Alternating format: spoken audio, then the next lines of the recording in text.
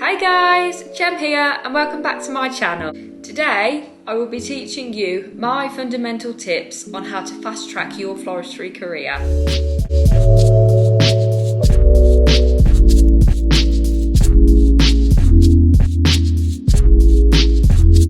So, just a quick backstory. I became a florist in 2016 when I was 22, and I basically just went to a local florist in my town. I asked if they had any positions going, they said no, and I basically just persuaded them by saying, look, I'm really passionate, I've enrolled on a floristry course, I'd really like to help, is there any way?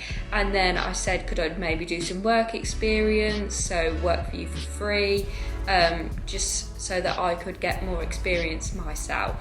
And the next day I was basically there processing flowers, and that's where my floristry journey began.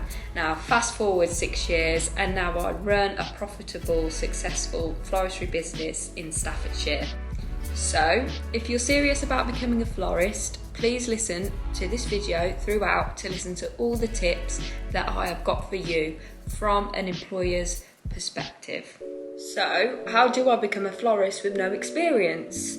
I have the answers for you. So, tip number 1, do not come to us florists without a good CV showing that you have got experience in retail at least, and then maybe put some hobbies on there that are artistic, or if you've got any artistic qualifications, put that on as well, because that will be a real bonus for you. Now, because there is a lot of home-based and studio-based florists these days, I would recommend you go to a retail floristry shop, so a florist on the high street or in the town where it has a shop front. I would recommend you go there first, because they have the footfall and traffic and people coming in and out of the shop every day, and they need somebody in there to help them, whereas the studio and home-based, they don't necessarily need that. So your best bet is to go to a retail shop because they are looking for the most help.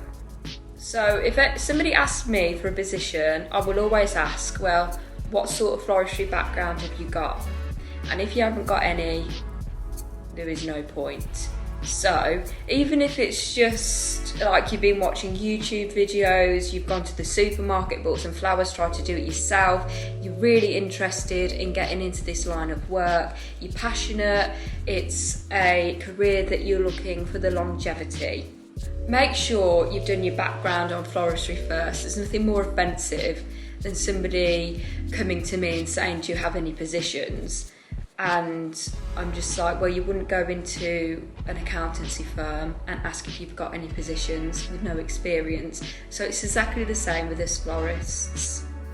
And the amount of messages that I get on Facebook and Instagram asking if I've got any available positions, I just don't look at them, because that is so informal. That doesn't show that you've got that power and energy and strive to be a florist. Just a few words and a send to be like, oh, maybe they'll give me a position. No, come to my studio, come and see me, come and see what we're about, and then we can go from there. Now, my second tip is going to be watch YouTube videos. When I first started my floristry journey, I was constantly on YouTube. I remember I used to hook my phone up to my TV and just play it on the big screen, and I just used to watch it. I used to watch fundamentals of floristry, I used to watch floristry for beginners and just work my way up. And then I realised that florists actually had different styles, because I didn't understand that at the time. So some florists have a traditional sort of style, some florists have a modern style, country garden style. There's so many sort of styles that you can sort of work with, but you have to find your own style. So I think once you've got your job in the florist, ask if there's any flowers at the end of the day. That's what I used to do, or that were going to be chucked away.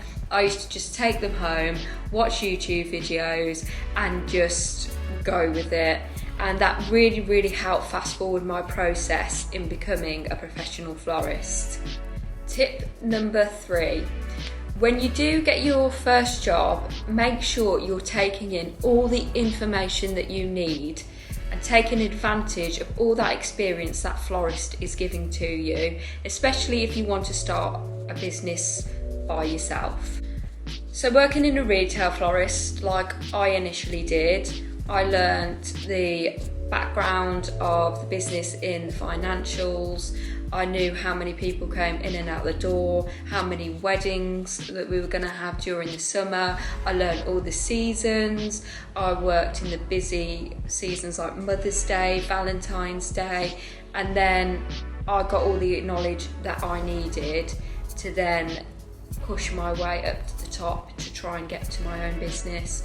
Now, having my own business wasn't my immediate goal, just because I wanted to start from the bottom. I naturally grew to owning my own business, and this is what will hopefully happen with you as well if you follow these tips. Tip number 4 is don't get frustrated if things aren't going the way that you planned. Things take time and you need to be patient. It took me years to figure out how to do all aspects of floristry, and it used to really frustrate me because I was so passionate and I loved all the designs of floristry, and then I just couldn't do it, and I kept doing like bouquets and bouquets again, and it was frustrating me because I had this image in my head and I knew I could do it, but it just doesn't work. It takes time.